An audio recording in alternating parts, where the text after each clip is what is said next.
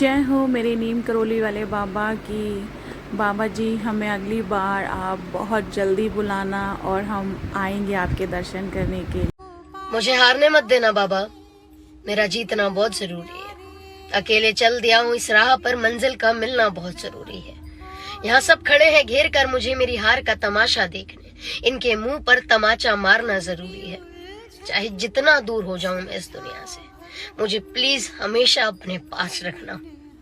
बाबा, मेरे इस अटूट भरोसे की लाज रखना। सो गाइस, नीम करोली बाबा के दर्शन करने के बाद हम निकल चुके थे मुक्तेश्वर टेम्पल के लिए और हमारी सारी सवारी गाड़ी में बैठ चुकी थी।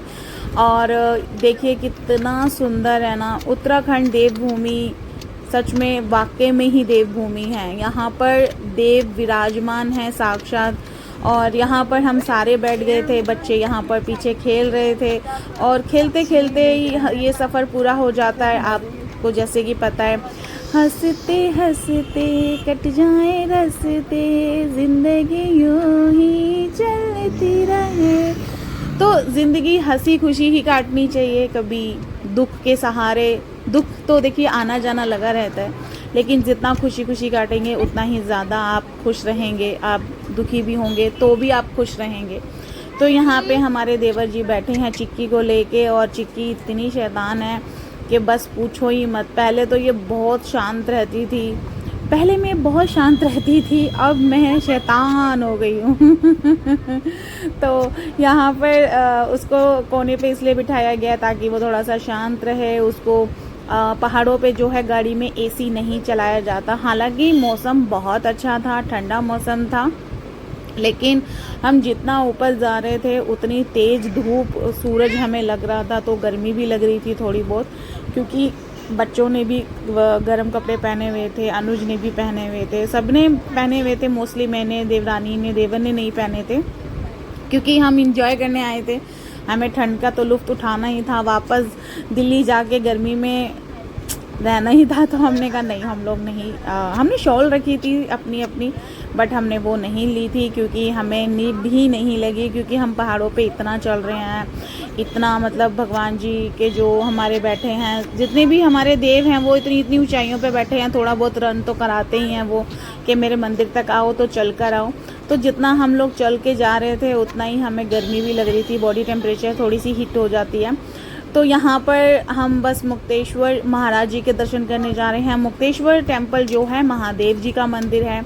महादेव जी वहाँ पर योग निद्रा में बैठे हैं और वहाँ पे वो एक मेडिटेशन क्रिया कर रहे हैं, जिसमें कि जैसे कि आप जानते हैं कि महादेव बहुत प्रचंड और बहुत गुस्से वाले देव हैं और उनसे प्यारा भी कोई देव नहीं है। लेकिन वो उन्होंने एक स्थान चुना था जहाँ पे वो मेडिटेशन और योग के मोड में बैठे थे। वहाँ पर माँ पार्वती भी हैं, वहाँ पर वो हैं। वहाँ पर अगर आप कभी जाएंगे तो आप देखेंगे कि वहाँ गणेश जी नहीं हैं, वहाँ पे कार्तिक जी नहीं हैं, वहाँ पे और देव आपको नहीं मिलेंगे। हाँ, वहाँ पे एक अलग से राम सीता लक्ष्मण जी का मंदिर थोड़ा सा छोटा सा बना ज़रूर हुआ है, और एक हनुमान जी का मंदिर बना हुआ है। बट लेकिन वहाँ पर इस तरीके से महादेव जी विराजमान हैं कि बिल्कुल रिलैक्स मोड पे, जैसे कि हम लोग छुट्टियाँ मनाने जाते हैं वादियों में, वैसे ही वो भी वहाँ पर छुट्टी ही मनाने आए हैं। और बहुत अच्छा लगा हम लोगों को। उनके मंदिर तक का जो रास्ता था ना, इतना नीट एंड क्लीन, बट ऊंचाई बहुत थी। मतलब नीम करोली बाबा के मंदिर से अगर हम मुक्तेश्वर का डिस्टेंस काउंट करते हैं एज अ टाइम, तो 2 से ढाई घंटे लगते हैं। बड़ी बड़ी चट्टानें, और चट्टानों पर खड़े एकदम सीधे पेड़, जो मतलब देख के भी ना ऐसा लगता है ये कैसे खड़े हैं। कोई भी पेड़ टेढ़ा नहीं था, कोई भी पेड़ तिरछा नहीं था। अगर जैसे कभी तूफ़ान आता है, बारिश आती है, जैसे कि मैंने आपको बताया था इससे पहले वाले व्लॉग में कि जिस दिन हम निकले थे उस दिन काफ़ी तूफ़ान बारिश आई थी, तो नीचे नैनीताल में तो बहुत ज़्यादा टूट फूट हुई थी रोडों पर, और पत्थर भी गिरे थे। लेकिन यहाँ पर क्या है कि देखिए, एक ही रनवे होता है, एक ही रास्ते से आना और एक ही रास्ते से जाना, तो बहुत जल्दी यहाँ से ये लोग रास्ता भी साफ़ कर देते हैं। तो यहाँ पे जो कुछ अगर मट्टी या पहाड़ घिसके भी होंगे ना, तो वो पेड़ थोड़े से टेढ़े हो जाते हैं। अदरवाइज़ अगर आप देखेंगे तो सारे की सारे पेड़ सीधे खड़े रहते हैं। और यहाँ पर इतनी एयर क्वालिटी थी कि मतलब मैं और मेरे हस्बैंड है ना, मतलब नाक खोल खोल के सांस लेते थे कि इतनी प्योरिटी एयर दिल्ली में नहीं है। तो यहाँ पर हम मुक्तेश्वर टेम्पल पहुँच चुके हैं। जल्दी ही हम दर्शन करेंगे बाबा के। और यहाँ भी पेड़ देखो कितने एकदम स्ट्रेट खड़े हैं। और ये है बाबा जी का मेन दरवाज़ा जो हमें मंदिर तक ले जाता है, लेकिन ये बहुत कठिन है, बहुत टूटे फूटे पहाड़ों और चट्टानों से बना हुआ है। तो जो दूसरा बना है हम उस रास्ते से जाएंगे क्योंकि बच्चे हमारे साथ हैं, छोटे हैं। तो ये है वो रास्ता जो नया बनाया गया है। और यहाँ पर हम लग गए हैं लाइन में बाबा जी के दर्शन के लिए। प्रसाद हम लोगों ने ले लिया था नीचे से ही, हम काफ़ी ऊपर खड़े थे। तो यहाँ पर देवरानी, बेटी, देवर जी, मैं, अनुज, मेरा बेटा सब लाइन में लगे हुए हैं और अपनी बारी का इंतज़ार कर रहे हैं कि बाबा जी हमें कब दर्शन देंगे। और बहुत छोटा सा टेम्पल है देखने के लिए, लेकिन शक्ति अपरंपार है, बहुत बड़ी शक्तियाँ हैं। और यहाँ पे सबकी मनोकामनाओं की चुन्नियाँ, घंटियाँ सब लगी हुई हैं। और यहाँ पर कहते भी हैं कि घंटियाँ बांधते हैं सब अपनी मन्नत पूरी होने के बाद। और हम लोग दर्शन करके आ गए थे राउंड लगा के। तो यहाँ पर देवर और देवरानी दर्शन कर रहे हैं, पंडित जी के पैर छू रहे हैं, उनसे आशीर्वाद ले रहे हैं। तो हम लोग दर्शन करके नीचे उतर ही रहे थे। तो यहाँ पर मैंने देखा कि काफ़ी सारे लोग घर भी बना बना के यहाँ पर टांग कर गए हैं। जैसे किसी ने अगर घर की मनोकामनाएं मांगी होंगी तो छोटे छोटे ना प्लाई बोर्ड के घर बना के बांधे हुए थे, किसी ने गत्ते के, किसी ने कागज़ पे ड्रॉ करके डाले हुए थे। तो यहाँ पर हम लोग भी सोच रहे थे ऐसा ही कुछ, कि लोगों को देख देख के हमें भी ऐसा हो रहा था कि यार हम भी काफ़ी टाइम से घर ढूंढ रहे हैं, तो हम भी एक मन्नत की चुन्नी ज़रूर बांध के जाएंगे। घर और कार्डबोर्ड के जो घर हैं आर्टिफिशियल वो तो हम लोग नहीं लाए थे, लेकिन एटलीस्ट एक मन्नत की चुन्नी ज़रूर बांध के जाएंगे।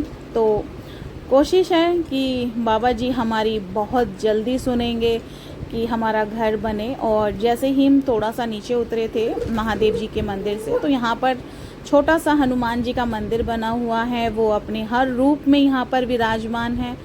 और यहाँ पर बच्चे जो हैं भगवान जी के हनुमान जी की मूर्ति पे सिक्के चिपका रहे हैं। तो अपनी उनके मुंह पे चिपका रही थी, तो अनुज कहने लगे अरे मुंह पे नहीं चिपकाते हैं, नीचे चरणों में चिपकाओ।